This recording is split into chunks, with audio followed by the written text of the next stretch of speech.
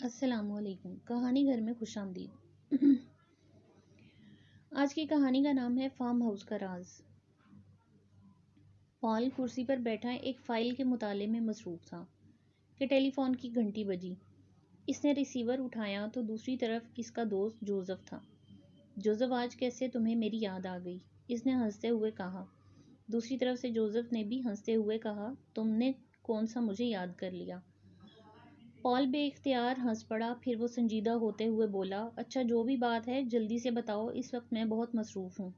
دوسری طرف سے جوزف نے کہا، ہاں بھائی، آخرکار تحقیقاتی صحافی ہو، میں فون بند کر رہا ہوں اگر تم نے یہی باتیں کرنی ہیں۔ جوزف نے جلدی سے کہا، فون بند مت کرنا، تمہارے لیے ایک اہم خبر ہے۔ جوزف کی بات سن کر پال کرسی سے سیدھا ہو کر بیٹھ گیا۔ ہاں بتاؤ، پال نے کہا۔ تم مسٹر فلپ کو تو جانتے ہوگے، وہی جس کا قصبے سے باہر فارم ہاؤس ہے۔ جوزف نے کہا، ہاں وہی مسٹر فلپ، انہیں کیا ہوا؟ تم جانتے ہو کہ وہ اپنا فارم ہاؤس فروخت کرنا چاہتے ہیں، لیکن کوئی ان کا فارم ہاؤس خریدتا نہیں ہے۔ بالکل جانتا ہوں، کیونکہ اس فارم ہاؤس سے کچھ عجیب و غریب باتیں منسوب ہیں۔ لیکن تم مجھے یہ سب کیوں بتا رہے ہو؟ اس لیے کیونکہ مجھے مسٹر فلپ نے کہا ہے کہ تم فارم ہاؤس جا کر تحقیقات کرو، اصل معاملہ کیا ہے۔ مسٹر فلپ خود بھی تو مجھ سے یہ بات کہہ سکتے تھے، میں نے بھی ان سے یہی بات پوچھی تھی تو انہوں نے کہا تھا کہ ہو سکتا ہے کہ تم ان کی بات نہ سنو۔ چونکہ میں تمہارا دوست ہوں، اسی لیے تمہیں اس کام کے لیے راضی کر سکتا ہوں۔ ٹھیک ہے، تم ملاقات کرو اور میری مسٹر فلپ سے بات کرواؤ۔ پال نے حامی بھرتے ہوئے کہا، ٹھیک ہے، تم مسٹر فلپ سے ملاقات کر لو، وہ تمہیں اس بارے میں مزید تفصیلات بتا دیں گے۔ پال نے جوزف سے کچھ دیر مزید بات کی اور ریسیور رکھ دیا۔ پال ایک بڑے قصبے میں ایک مقامی اخبار کا تحقیقاتی صحافی تھا۔ اس نے کئی تحقیقاتی رپورٹس شائع کی تھیں جس کی وجہ سے وہ قصبے میں مشہور ہو گیا تھا۔ پال نے مسٹر فلپ سے فون پر ان سے ملنے کا وقت لیا اور مقرر وقت پر ان سے ملنے ان کے گھر پہنچ گیا۔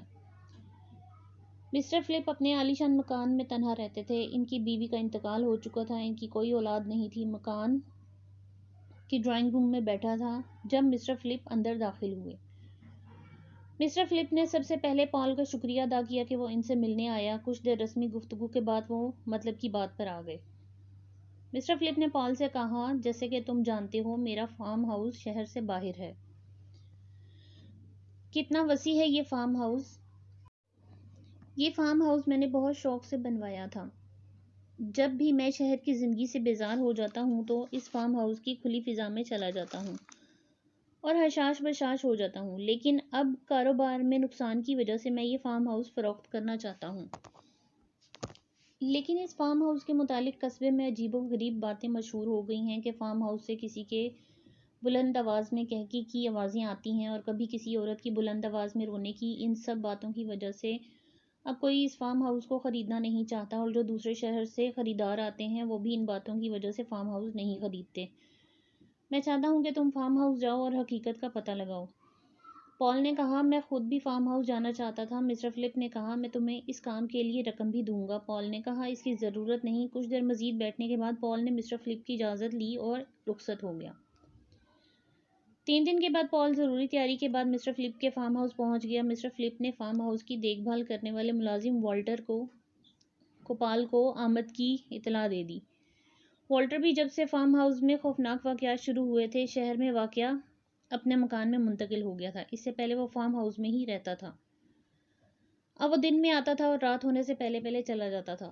پال نے اپنی کار فارم ہاؤس کے باہر روکی اور ایک نظر فارم ہاؤس کو دیکھا۔ فارم ہاؤس وسیع رقبے پر پھیلا ہوا تھا۔ فارم ہاؤس کو دیکھ کر پال پر ایک عجیب کیفیت طاری ہو گئی جسے پال کوئی نام نہیں دے سکا۔ فارم ہاؤس کے باہر ہی والٹر کھڑا تھا، جو غالباً پال کا انتظار کر رہا تھا۔ والٹر ایک خوش شکل نوجوان تھا۔ اس نے پال کا استقبال کیا اور اسے فارم ہاؤس کے اندر لے آیا۔ فارم ہاؤس اندر سے بہت خوبصورت تھا۔ فارم ہاؤس میں ایک منزلہ رہائشی عمارت تھی جو بے حد شاندار تھی۔ والٹر پال کو عمارت کے اندر لے آیا اور اس کو ڈرائنگ روم میں بٹھا دیا۔ پال کو ڈرائنگ روم میں بٹھا کر والٹر پال کی خاطر تواضع کے لیے کچن میں چلا گیا۔ پال نے صوفے پر بیٹھے بیٹھے ڈرائنگ روم کا جائزہ لیا۔ ڈرائنگ روم بہت شاندار تھا، قیمتی فانوس لٹک رہے تھے، ہر چیز سے عمارت کا اظہار ہو رہا تھا۔ ابھی وہ ڈرائنگ روم کا جائزہ لے ہی رہا تھا کہ اسے ایسا محسوس ہوا کہ کوئی ڈرائنگ روم کی داخلی دروازے کے سامنے سے تیزی سے گزرا ہو۔ اس کو لگا کہ وہ کوئی عورت تھی کیونکہ اس وجود کے لمبے بال تھے۔ پال تیزی سے اپنی جگہ سے اٹھا اور دروازے کی طرف بڑھا اور دروازے تک پہنچا۔ اسی وقت دروازے سے والٹر اندر داخل ہوا۔ والٹر کو اندر داخل ہوتے دیکھ کر پال ٹھٹک کر رک گیا۔ کیا ہوا مسٹر پال؟ والٹر نے پال کو دیکھ کر کہا۔ والٹر، کیا تم نے ابھی کسی عورت کو گزرتے ہوئے دیکھا ہے راہداری سے؟ نہیں مسٹر پال، راہداری سے تو کوئی نہیں گزرا میرے سامنے، اس نے کہا، مگر اس کے چہرے پر پال کی بات سن کر ہوائیاں اڑنے لگی تھیں۔ پال نے سر جھٹکا اور اپنی نشست کی طرف واپس بڑھتے ہوئے بولا، میرا وہم ہوگا یہ۔ والٹر نے ہاتھ میں پکڑی ہوئی ٹرے میز پر رکھ دی اور خود پال کے سامنے والی نشست پر بیٹھ گیا۔ پال نے چائے کا کپ اٹھایا اور چائے کی چسکیاں لینے لگا۔ والٹر، تم نے کبھی خود کوئی غیر مرئی وجود دیکھا ہے ابھی تک فارم ہاؤس میں؟ جی، ایک مرتبہ ایک شام کے بعد ایک ضروری کام سے فارغ فارم ہاؤس کے پاس جا رہا تھا۔ غیر ارادی طور پر میری نظر اوپر موجود ایک کمرے کی کھڑکی پر پڑ گئی۔ کھڑکی سے مجھے کمرے میں ایک عورت کھڑی نظر آئی۔ دوسرے ہی لمحے وہ عورت کھڑکی میں سے غائب ہو گئی تھی۔ میں بہت ڈر گیا۔ مسٹر فلپ مجھے بھاری تنخواہ نہ دے رہے ہوتے میں کب کا یہ ملازمت چھوڑ دیتا۔ اس دن کے بعد سے میں رات ہونے سے پہلے پہلے فارم ہاؤس سے چلا جاتا ہوں۔ والٹر کی بات سن کر گہری سوچ میں گم ہو گیا۔ چائے ختم کرنے کے بعد والٹر نے کہا، آئے میں آپ کو پوری عمارت دکھا دیتا ہوں۔ اس کی بات سن کر پال ڈرائنگ روم میں سے باہر نکل آیا۔ وہ پال کو لے کر ایک وسیع ہال میں آ گیا۔ ہال میں بیش قیمتی قالین بچھا ہوا تھا۔ قیمتی تصویریں دیواروں پر ٹنگی ہوئی تھیں۔ والٹر پال کو اوپر کی منزل پر لے آیا اور اوپر 3 کمرے بنے ہوئے تھے، 2 دائیں جانب اور 1 بائیں جانب۔ اس نے پال کو تینوں کمرے دکھائے۔ پال نے وہ کمرے خاص طور پر دیکھا جس میں والٹر کو وہ عورت کھڑی ہوئی نظر آئی تھی، لیکن اسے کمرے میں کسی خاص چیز کی موجودگی کا احساس نہیں ہوا۔ شام ہونے سے پہلے والٹر اپنے گھر چلا گیا۔ والٹر کے جاتے ہی پال کو پہلی بار ایک انجانا سا خوف محسوس ہوا، لیکن اس نے اپنے سر کو جھٹکا اور اوپر اپنے کمرے میں آرام کرنے چلا گیا۔ اس نے سوچا تھا کہ تھوڑی دیر آرام کرے گا اور پھر ساری رات جاگ کر پراسرار واقعات کی کھوج لگانے کی کوشش کرے گا۔ کمرے میں آ کر وہ بیڈ پر لیٹ گیا۔ سونے سے پہلے اس نے الارم لگا لیا تھا۔ الارم کی آواز سے اس کی آنکھ کھلی تو اس نے دیکھا وقت رات کے 10 بج رہے تھے۔ پال نیچے ہال میں آ گیا۔ ہال کے ایک کونے میں کچن تھا۔ وہ کچن کی طرف بڑھتا کہ اپنے کھانے کے لیے کوئی بندوبست کر سکے۔ وہ کچن کی طرف بڑھا ہی تھا کہ اچانک اس کی نظر ہال کی دیوار کے ایک کونے پر پڑی اور وہ بری طرح چونک گیا۔ دیوار پر ایک عورت کی تصویر لگی ہوئی تھی۔ پال کو 100% یقین تھا جب وہ پہلی بار ہال میں داخل ہوا تھا تو اس وقت یہ تصویر ہال میں موجود نہیں تھی۔ پال کو اپنے رونگٹے کھڑے ہوتے ہوئے محسوس ہوئے۔ وہ تصویر کی جانب بڑھتا کہ اسے قریب سے دیکھ سکے۔ تصویر ایک دلکش عورت کی تھی۔ عورت کے لبوں پر ایک دلنشین مسکراہٹ تھی، لیکن عورت کی آنکھیں ویران نظر آ رہی تھیں۔ پال اس عورت کو دیکھ کر ڈر گیا۔ پھر اس نے سوچا کہ ہو سکتا ہے پہلی مرتبہ میری نظر اس تصویر پر نہ پڑی ہو۔ اس کو اب احساس ہو رہا تھا کہ اس فارم ہاؤس میں ضرور کوئی عجیب بات ہے۔ کچن میں آ کر اس نے کافی اور سینڈوچز بنائے اور ہال میں آ کر ایک صوفے پر بیٹھ گیا۔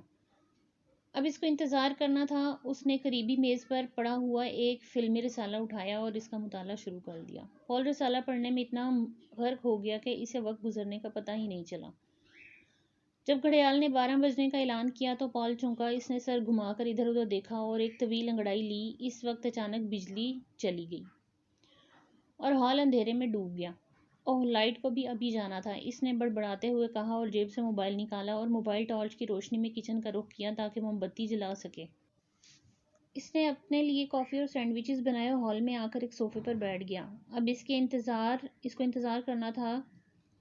اس نے قریبی میز پر پڑا ہوا ایک فلمی رسالہ اٹھایا اور اس کا مطالعہ شروع کر دیا۔ پال رسالہ پڑھنے میں اتنا غرق ہو گیا کہ اسے وقت گزرنے کا پتہ ہی نہیں چلا۔ جب گھڑیال نے 12 بجنے کا اعلان کیا تو پال چونکا۔ اس نے سر گھما کر ادھر ادھر دیکھا اور ایک طویل انگڑائی لی۔ اس وقت اچانک بجلی چلی گئی اور ہال اندھیرے میں ڈوب گیا۔ اوہ، لائٹ کو بھی ابھی جانا تھا، اس نے بڑبڑاتے ہوئے کہا اور جیب سے موبائل نکالا اور موبائل ٹارچ کی روشنی میں کچن کا رخ کیا تاکہ موم بتی جلا سکے جسے وہ کچن میں دیکھ چکا تھا۔ کچن میں جا کر اس نے موم بتی جلائی اور واپس ہال میں آ کر صوفے پر بیٹھ گیا۔ موم بتی اس نے سامنے میز پر رکھ دی تھی۔ صوفے پر بیٹھے بیٹھے اچانک اس کی غیر ارادی طور پر نگاہ اس عورت والی تصویر پر پڑی تو خوف سے اس کے رونگٹے کھڑے ہو گئے اور سینے میں اس کا دل پوری شدت سے دھڑکنے لگا۔ وہ منظر ہی اتنا حیرتناک تھا۔ تصویر میں سے عورت تصویر سے باہر نکل رہی تھی۔ اس نے اپنے دونوں ہاتھ فریم کی چوکھٹ پر جمائے ہوئے تھے اور ایک پیر فریم سے باہر نکال رہی تھی۔ اس وقت اس نے سفید فراک زیب تن کیا ہوا تھا۔ ملکجے اندھیرے میں وہ بہت حیرتناک لگ رہی تھی۔ اسے تصویر سے باہر نکلتے دیکھ کر پال کا سکتہ ٹوٹا اور اس نے ایک طویل چیخ ماری اور باہر کی طرف بھاگا۔ اچانک بھاگنے سے اس کا پیر میز سے ٹکرایا اور موم بتی بجھ گئی۔ اب ہال میں مکمل اندھیرا چھا گیا تھا۔ پال اور بدحواس ہو گیا۔ اندھیرے کی وجہ سے اسے کچھ دکھائی نہیں دے رہا تھا۔ چیزوں سے ٹھوکر کھاتے ہوئے وہ سیڑھیوں کے پاس پہنچ گیا۔ اچانک اسے اپنے پیچھے ایک بھیانک قہقہے کی آواز سنائی دی، جیسے ہزاروں بدروحیں مل کر بین کر رہی ہوں۔ اس نے جلدی سے سیڑھیاں چڑھنے شروع کر دیں۔ وہ گرتا پڑتا اوپر پہنچا تو اسے اپنا موبائل فون یاد آیا تو اس نے جلدی سے اپنی جیب سے موبائل نکالنا چاہا، لیکن یہ دیکھ کر اس کا دل دھک سے رہ گیا کہ موبائل اس کی جیب میں موجود نہیں ہے۔ شاید اسی بھاگ دوڑ میں موبائل جیب سے گر گیا تھا۔ راہداری کے آخری سرے پر ایک کھڑکی تھی جس میں سے چاند کی روشنی چھن چھن کر اندر آ رہی تھی۔ اس مدھم روشنی میں پال بھاگتا ہوا اپنے کمرے کے دروازے پر پہنچا اور اندر داخل ہو کر جلدی سے دروازہ بند کر دیا۔ پال کا دل دھک دھک کر رہا تھا۔ اسے یوں محسوس ہو رہا تھا کسی بھی لمحے اس کی روح اس کے جسم کا ساتھ چھوڑ دے گی۔ کمرے میں گھپ اندھیرا تھا۔ دروازے کے باہر راہداری میں موت کا سا سناٹا چھایا ہوا تھا۔ اس کو یاد آیا کہ اس کے سامان میں ایک ٹارچ بھی تھی۔ وہ اندھوں کی طرح اندھیرے میں ٹٹولتا ہوا اپنے سامان کی جانب بڑھا۔ بہت مشکل سے اس نے سامان میں سے ٹارچ نکالی اور جلائی۔ ٹارچ روشن ہوتے ہی کمرے میں روشنی پھیل گئی۔ پال کا دماغ تیزی کے ساتھ سوچ رہا تھا کہ اب وہ کیا کرے۔ اسے اب اس بات کا یقین ہو گیا تھا کہ فارم ہاؤس واقعی آسیب زدہ ہے۔ اب اس کی واحد خواہش تھی کہ کسی طرح زندہ سلامت اس فارم ہاؤس سے نکل جائے۔ ابھی وہ اسی سوچ بچار میں تھا کہ اسے کمرے کے دروازے کے باہر کسی کے چلنے کی آواز سنائی دی۔ پال کا دل اچھل کر حلق میں آ گیا اور اسے اپنی موت سامنے دکھائی دینے لگی۔ اچانک اسے یاد آیا کہ اس کے سامان میں ایک سلیب بھی ہے۔ اس نے اپنے آپ کو کوسا، اسے سلیب کا خیال پہلے کیوں نہیں آیا۔ اس نے جلدی سے دوبارہ اپنے سامان کی جانب رخ کیا تاکہ سلیب نکال سکے۔ وہ اپنے سامان کے پاس پہنچا اور جلدی سے سلیب ڈھونڈنے لگا۔ ابھی وہ سلیب ڈھونڈ ہی رہا تھا کہ قدموں کی چاپ دروازے کے پاس آ کر رک گئی۔ اس نے بے اختیار دروازے کی جانب دیکھا۔